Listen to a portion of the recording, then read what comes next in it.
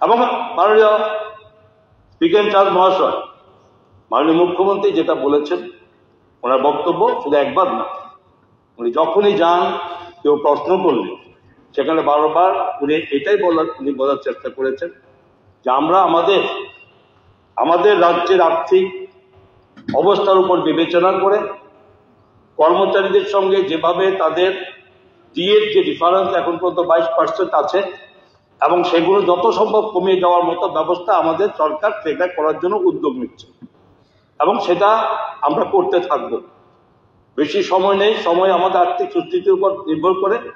আমরা সেটা করব, সময় হলে সেটা মাননীয় মুখ্যমন্ত্রী বলবেন। সুতরাং এর জন্য আপনি যেটা বলেছেন সরকারি কর্মচারীদের জন্য করার জন্য সরকারের ভাবনা আছে এবং সরকার যেটা করছে